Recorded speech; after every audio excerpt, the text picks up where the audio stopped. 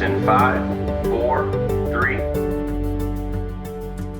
In this cue point, I want to show you a trick that we use in the studios at Room 435 to make the characters that we bring in Storyline, who are against a background that we either brought in from Storyline or from an outside source, and make them look more natural together, as if the character was actually there when the photo was taken, like this. Let me show you the end result that we're going for today. You see how this character now looks as if she were in the environment when the photo was taken? Let me show you how we did it.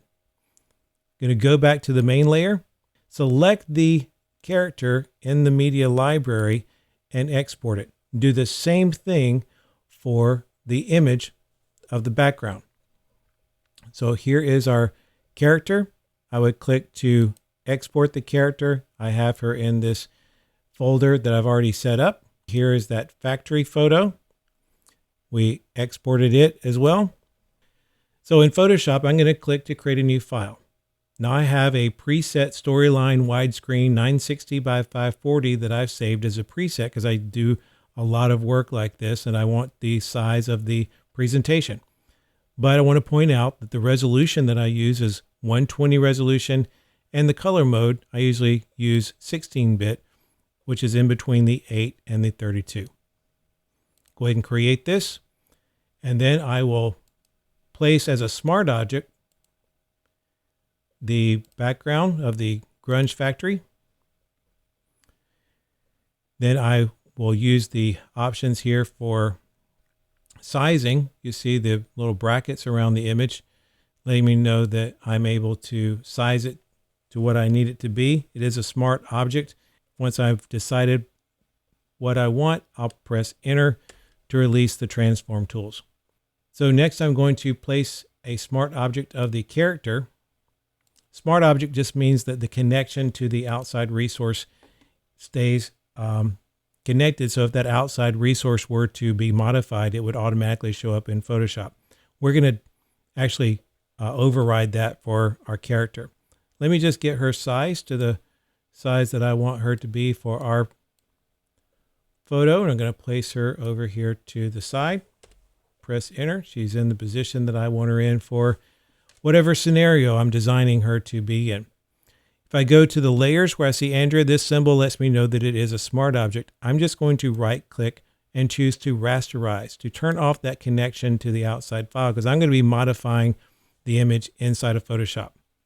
So now that she is rasterized into the file with that layer selected, I'm so excited to show you this feature. I'm going to go up to filter, and I'm going to show you these new neural filters from Photoshop. We're just going to do one today, but I really encourage you, if you have Photoshop, you need to explore these. They are amazing. So what we want to do is we want to have the coloring and the image of Andrea to look as if she were there in the factory. We want to harmonize her coloring into the background. So over in the filters, I'm going to find harmonization here in color, and I'm going to click the switch to turn that on. Now, nothing's going to happen immediately. We have to identify what we want to harmonize her to, and that's going to be the layer underneath.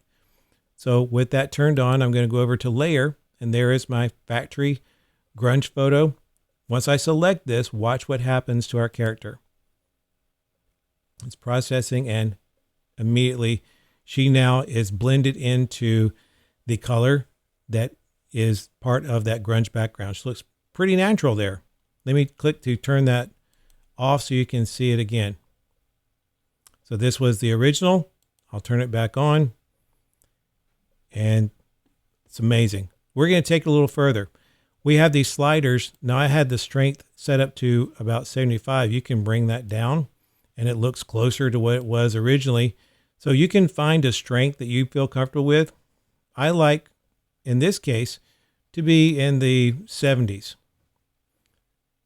I could also adjust cyan, magenta, yellow. I can adjust the overall saturation. The only thing I'm going to do with this is I'm going to bring the brightness down a little bit to darken her up just a little bit. I'm going to do some more work on that once we click OK to get out of the neural filters. Now they have the character selected for us. I'm going to release that selection by going up to select and choose deselect, or the keyboard shortcut of Control D will do the same thing for me. Now I'm going to go to some tools that I used way back in the last millennium when I was in art school, when taking photography, when we actually used to work in photo labs. And we're going to use the dodge and the burn tool.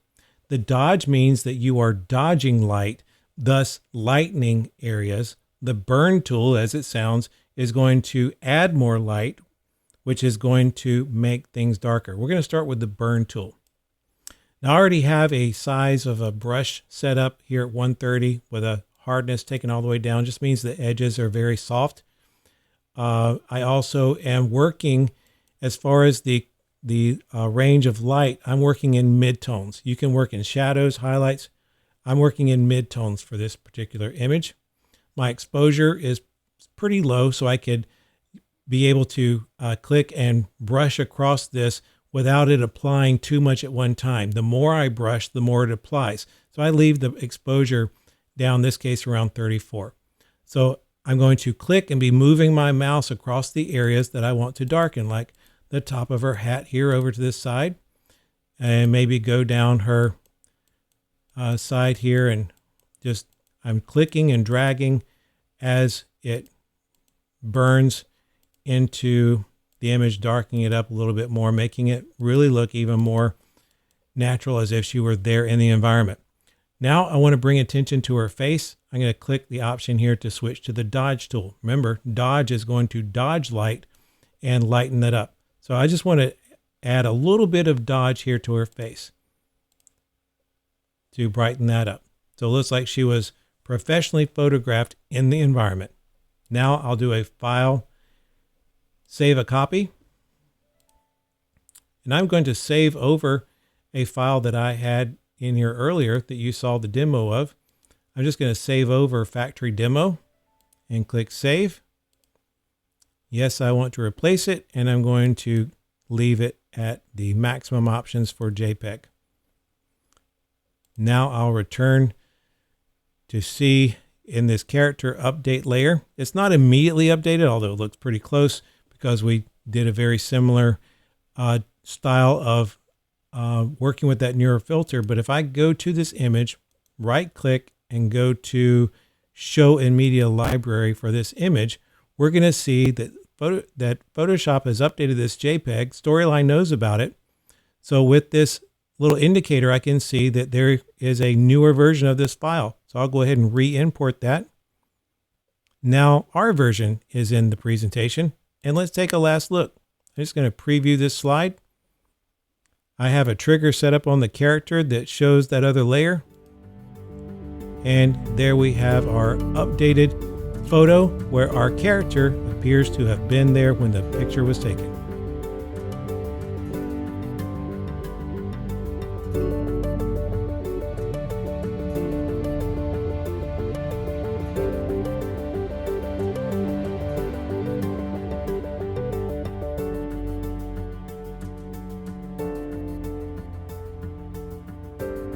And that's a wrap, guys. Let's give a round of applause to our talent and our host. And great work, everyone.